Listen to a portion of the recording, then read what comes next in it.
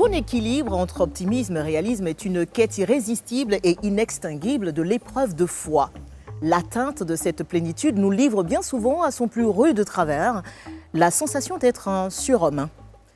Et si la culture, la construction de la confiance en soi était une fausse bonne idée dont vous êtes la complice accoucheuse? Coach Lady Sonia, voici ton confessionnal. Es-tu prête à te livrer sans détour?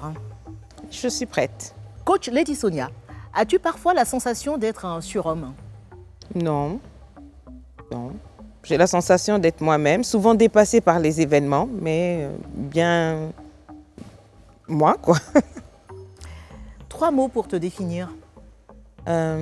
Authentique, épanouie et professionnelle. Quel est le défaut que tes proches te pardonnent le plus facilement? Ma nervosité. Souvent, je m'énerve. Beaucoup. Non, pas beaucoup, rarement. Mais ils savent que quand je m'énerve, ça ne dure pas longtemps. C'est juste le temps de dire ce que j'ai sur le cœur et après, j'oublie. Et en général, qu'est-ce qui t'énerve? L'hypocrisie, la méchanceté et voilà, le manque de sincérité. La limite entre la confiance en soi et l'humilité pour toi, c'est quoi? L'humilité, c'est différent de l'humiliation. Quand on a l'estime de soi, on n'accepte pas d'être humilié, mais on marche dans l'humilité. On connaît sa place, on connaît sa valeur et on marche à ce level-là. Qu'est-ce que tu réponds à ceux qui disent que tu manques justement d'humilité? En général, je ne leur réponds pas. Je dis qu'il n'y a que ceux qui me connaissent vraiment dans la vie de tous les jours qui peuvent dire si je suis humble ou pas. Mais en général, les gens sont choqués quand ils viennent à mon contact par ma simplicité. Ils s'attendent à voir une star, quelqu'un qui... Mais non, je suis une femme ordinaire, des plus ordinaires, vraiment. Qu'est-ce que les gens qui ne te connaissent pas vraiment, puisque tu en parles, te reprochent le plus souvent? Ils me trouvent fake. Ils trouvent que je fais semblant, que je suis trop parfaite, sérieusement, trop parfaite pour être vraie. On me reproche de vendre ma profession, en fait, d'appliquer des tarifs à mes séances de coaching. Pour eux, comme je parle aussi de spiritualité, ça devrait être gratuit. Ils pensent que je suis Jésus ou que je suis Dieu. Donc, mon coaching, c'est l'Église et donc ils m'en veulent pour ça. Ils me reprochent aussi d'avoir emmené le coaching et d'être la source de ce chaos, un peu ce qu'on appelle un peu cette naissance de coach quotidienne. Et qu'est-ce que tu penses de tous ces reproches? Ils ont raison parce qu'ils ne me connaissent pas, tout simplement. Ouais. Lady Sonia, tu es en ce moment au cœur d'une polémique qui a suscité un raz-de-marée sur la toile suite à des déclarations que tu as faites concernant d'autres coachs sur les réseaux sociaux. Quelle est ta réaction face à tout ce qui se passe en ce moment? Je comprends. Ils ont l'habitude de voir une Lady Sonia qui ne s'exprime pas sur elle-même, qui s'exprime pour aider les autres.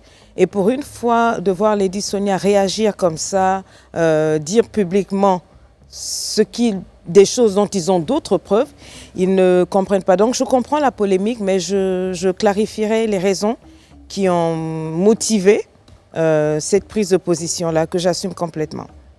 Quelles sont les raisons alors? J'en parlerai, il y aura une communication qui sera faite bientôt. Où je clarifierai beaucoup de choses qui se sont passées qui ont fait que je prenne cette position-là. D'accord. Oui. Donc ces réactions sont dues à des choses. Oui. Lady Sonia est trop intelligente, trop vraie. Les gens me connaissent, ça fait 6 ans. Jamais j'ai réagi comme ça. C'est un ras-le-bol en fait. J'en dirai pas plus. Bon, de tout ce qui se raconte sur les réseaux sociaux, qu'est-ce qui te booste le plus? Les témoignages de vie transformées. Si vous allez sur ma page, vous verrez chaque jour des femmes qui prennent le courage, des femmes africaines, des femmes du monde entier, qui prennent le courage d'étaler leurs témoignages sur la manière dont Lady Sonia, au travers de son académie, a réussi à les sortir un peu de la torpeur, des traumatismes, de viol, de peur de ceci et de cela, de se prendre en charge, de se prendre en main. Ce sont des témoignages qui me laissent toujours en émoi, parce que changer une vie, pour moi, c'est le plus grand des miracles. De tout ce qui se raconte sur les réseaux sociaux, qu'est-ce qui te blesse le plus? Avant, tout me blessait. Maintenant, plus rien. Je suis habituée à la nature humaine. Je connais l'homme. Je sais combien le cœur est méchant, mauvais et tortueux. Une personne avec qui tu as mangé dans la même assiette peut être cette personne qui t'empoisonne. Donc, plus rien ne me choque. Est-ce que souvent je suis malheureuse, je suis attristée? Oui, mais plus rien ne me choque, franchement. De tout ce qui se raconte, Lady Sonia, sur les réseaux sociaux, de quoi tu te fous royalement? De l'opinion des gens. Ils peuvent penser de toi? Cale en l'air. Il faut qu'ils sautent avant. Exactement. Et de tout ce qui se raconte sur les réseaux sociaux, qu'est-ce qui te fait le plus rire, hein? Quand ils disent que je suis divorcée, que je ne suis pas mariée, et que je fais semblant que mon coaching c'est du fake, parce que je suis bel et bien mariée depuis 26 ans, j'ai juste que mon mari n'est pas un adepte des réseaux sociaux et par sa profession de diplomate des Nations Unies, je suis tenue de respecter une certaine confidentialité due à son statut de diplomate. Et ça, les gens estiment que non, c'est faux. C'est parce que je suis divorcée, je ne suis pas mariée et que j'embrouille les femmes.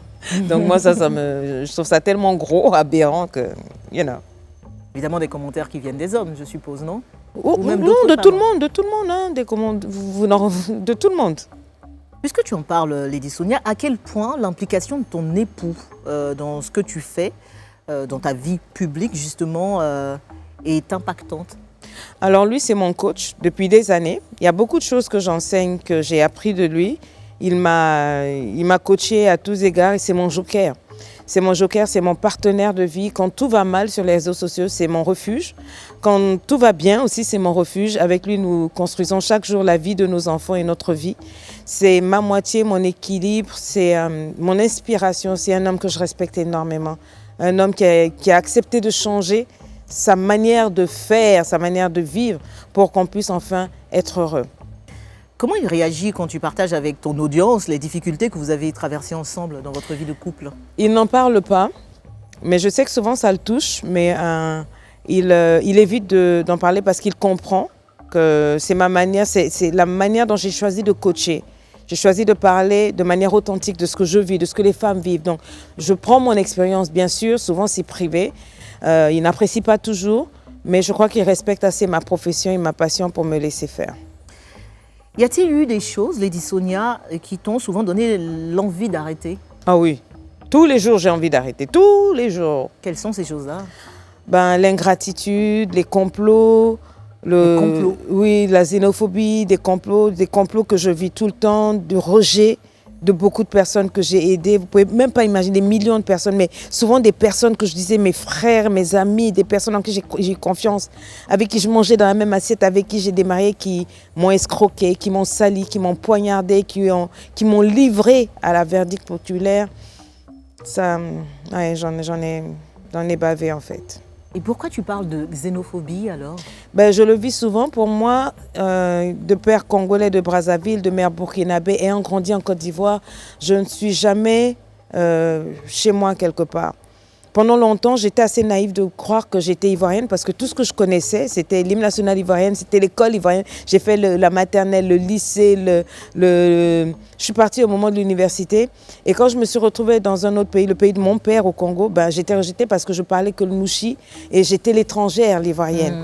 Quand je vais au Burkina, non, c'est la congolaise, etc. Mais quand je viens en Côte d'Ivoire, c'est maintenant que j'ai réalisé effectivement que je ne suis pas ivoirienne, à la manière, aux propos, au comportement.